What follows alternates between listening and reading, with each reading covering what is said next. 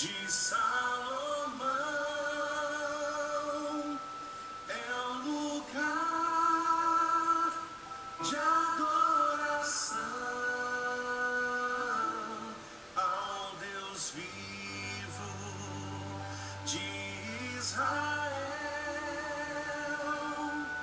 o templo da glória de Deus.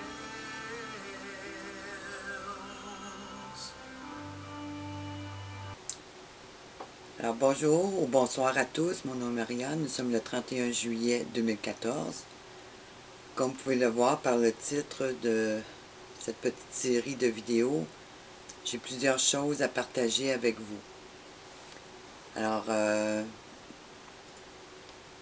pour pas me perdre dans mes idées, bien j'ai fait un petit montage que je vais partager avec vous.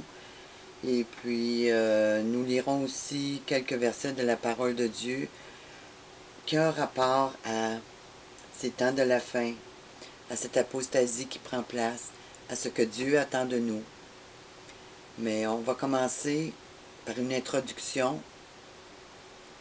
sur ce qui prend place un peu partout dans le monde. Alors c'est sûr qu'une des grandes nouvelles qui est sortie ces derniers jours, c'est celle de la création d'un nouveau temple de Salomon qui a été bâti au Brésil. Moi qui suis les nouvelles d'assez près, au niveau de la nouvelle religion mondiale et de ce qui se passe au niveau international, de tous ces tentacules, je dois bien vous avouer que j'ai été surprise par cette nouvelle. Je n'avais jamais entendu parler de cette construction, et ce malgré toute l'information qui est diffusée sur Internet depuis 2010. Les sites œcuméniques auxquels je suis abonné n'en ont jamais fait cas, comme dans plusieurs autres grandes bâtisses qui ont été faites dans le monde ces dernières années. Et pourtant, ce sont tous des sites officiels auxquels je suis abonné. Et posez-vous la question, où ont-ils pris cet argent pour bâtir ces grandes bâtisses?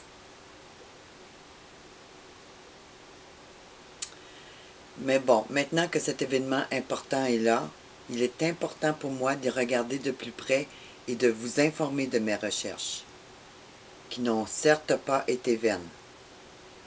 Vous le verrez avec l'information que je vous apporte maintenant.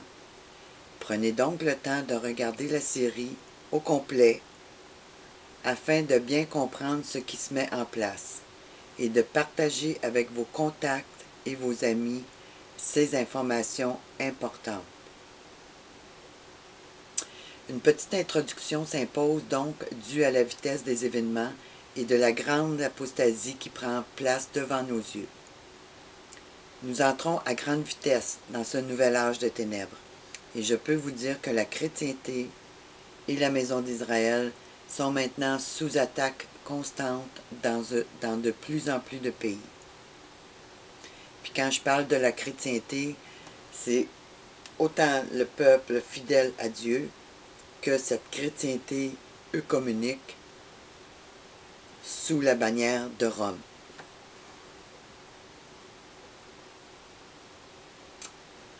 De nombreuses mobilisations contre Israël par les Arabes et les musulmans qui, quel que soit le pays, scandent tout le même message de haine et de destruction. Puis on le voit là, depuis 2 semaines, c'est constant dans tous les pays, ou presque. Des mobilisations incroyables avec des milliers d'Arabes et de musulmans, avec les pancartes qui sont dans les rues pour crier leur haine face à Israël.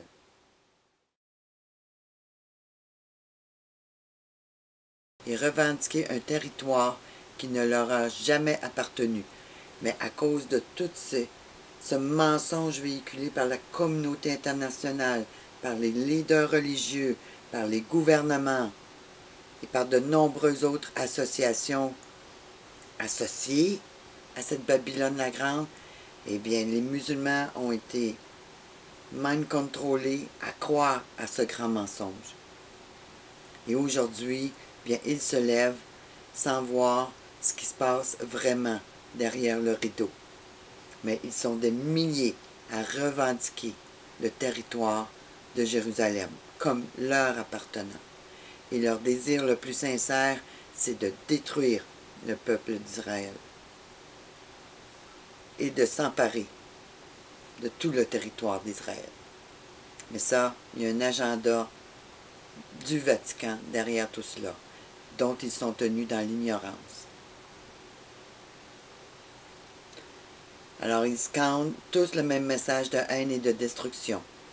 Puis de l'autre côté, vous avez plusieurs groupes qui se mobilisent pour Israël, avec eux aussi un même message d'un pays à l'autre.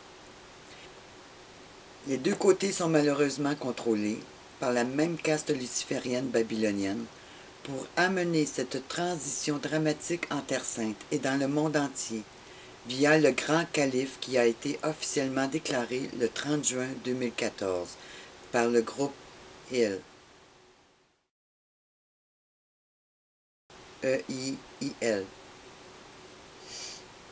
qui veut dire État islamique et au soleil levant. Mais ça, mes amis, derrière tout ça se cache l'Inquisition de Rome, pour les temps de la fin, pour s'emparer de la planète au complet, comme il est décrit dans l'Apocalypse. Mais on va se servir des musulmans qui sont préparés depuis longtemps pour ce grand carnage pour Rome. La situation ne cesse de se dégrader dans plusieurs pays et les djihadistes semblent avoir le vent dans les voiles. Le monde entier est mené en bateau dans ce grand bateau de l'œcuménisme mondial qui est derrière cette grande mise en scène pour la conquête de Jérusalem et de sa griffe pesante qui s'abat sur toutes les nations, avec les chevaliers de Malte, une des armées importantes du pape, qui contrôle les Nations Unies et qui étend son pouvoir totalitaire sur les peuples. Alors, son pouvoir, c'est le pouvoir papal, le pouvoir de Rome, pour la conquête de Jérusalem afin d'en faire une capitale internationale au niveau des Nations Unies et ainsi, avec l'Antéchrist, pouvoir contrôler d'une main de fer les nations du monde entier. Ce sera, comme on peut le voir, avec ce qui prend place, un règne de grande terreur et de destruction. Une de ces attaques qui est des plus importantes et que les chrétiens ne voient pas, ceux qui sont dans les églises, dans la grande majorité, eh bien, elle se situe à l'intérieur même des églises et des temples, des mosquées et de tous les autres temples religieux, païens ou non, et ce, depuis longtemps. Il y a un méga lavage de cerveau sur les masses de ces religions qui ne servent qu'à contrôler ces masses, justement, pour les amener vers une direction là où ils l'ont décidé. Mais ça, maintenant, on voit que cette offensive de Satan, de ces faux pasteurs et prophètes, de ces imams, de ces rabbins, ben, ils sont en train, malheureusement, d'entraîner les nations dans un faux évangile bonbon New Age, de prospérité, avec une fausse Pentecôte pour sceller leur âme et leur esprit à ce grand Satan. Alors, d'un côté, certains groupes sont amenés à se soulever contre les chrétiens et les juifs, et contre les infidèles, et d'un autre côté, ben, le lavage de cerveau sert à les garder dans une thérapie New Age. Ils se font leur propre Dieu, ils font Dieu à leur image. Alors, il y a toutes sortes de doctrines qui tournent autour du moi, de la méditation transcendantale, d'accepter un évangile bonbon où tout est permis, que Dieu ne punit pas le péché. que Dieu est amour. Love, love, love, comme je vous disais. Que Dieu est amour et qu'il tolère tout. Mais ça, c'est un évangile qui vient des profondeurs de l'enfer, mes amis. Et maintenant, dans ces temps de la fin, il y en a beaucoup qui tombent dans ce piège. Pour parler du mouvement évangélique, eh bien, il y a un groupe qui s'appelle The Harvest Army. C'est un groupe évangélique aux États-Unis, mais qui a des ramifications partout dans le monde, dans plus de 200 pays, selon leur dire. Eh bien, le 5 juillet dernier, ils ont eu une grande campagne d'évangélisation dans ces 200 pays-là, où les chrétiens étaient invités à sortir dans les rues pour annoncer l'Évangile de Jésus-Christ. Sous la bannière de Jean 3,16, « Car Dieu a tant aimé le monde qu'il a donné son Fils unique, afin que quiconque croit en lui ne périsse point, mais qu'il ait la vie éternelle. » Alors, toute leur évangélisation est basée sur ça. Mais j'ai fait une petite étude sur ce mouvement. Au début, je pensais que cela venait de la grande organisation humanitaire de Vision mondiale. Mais non, ça ne semble pas être le cas. Et puis, j'ai eu quelques échanges avec la personne, puis il m'a dit qu'il n'avait aucun lien. Puis, bon, j'ai trouvé d'autres choses sur le Harvest Army, et puis ça semble confirmer le tout. Sauf que ce mouvement qui a lancé cette campagne d'évangélisation sous le nom de World Vision Day, le 5 juillet dernier, eh bien, si vous allez sur leur site YouTube, vous allez voir de nombreuses vidéos qui fait la promotion de cette journée-là, ce qui s'est passé un peu dans chaque pays. Mais ce mouvement-là, est rattaché au renouveau spirituel. Puis ce renouveau spirituel-là, c'est la nouvelle Pentecôte que Dieu enverrait dans ces temps de la fin. Ce qui est complètement trompeur et mensonger. Et ce mouvement-là semble être rattaché au mouvement baptiste aux États-Unis. Mais j'y reviendrai parce que j'ai l'intention de faire une petite vidéo avec plus d'informations.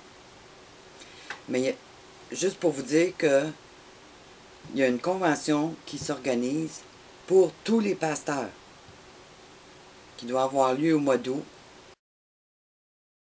je pense du 10 au 31 août, pour préparer les pasteurs pour un événement qui doit avoir lieu le 4 octobre prochain dans les 200 pays que Harvest Army représente, pour une autre grande journée d'évangélisation. Alors, on voit que les pasteurs, partout dans le monde, sont associés à ce concept de World Vision Day. Mais quand on regarde de plus près ce qui se passe dans tout ça, puis les gens qui sont invités pour la convention, il y a des questions à se poser. Hein? Il y a beaucoup de questions à se poser. Alors, les chrétiens dans plus de 200 pays seront invités à sortir dans les rues pour prêcher l'Évangile, alors que les musulmans sont prêts à tout leur couper la tête. Ne voyez-vous pas une ruse de ce grand Satan et de tous ces leaders religieux, qui souvent c'est des leaders religieux maçonniques qui font partie de la franc-maçonnerie ou d'un autre groupe occulte, que ce soit les Rose-Croix ou les Chevaliers de Malte ou des Jésuites même. Alors, ne voyez-vous pas une ruse de ce grand Satan et de tous ces leaders religieux associés à cette église des mystères de Babylone? Parce que c'est le Vatican qui est derrière tout ça. Si vous allez sur le site du Conseil mondial des églises, eh bien, le mouvement baptiste, il fait partie. Il a plié le genou devant Rome.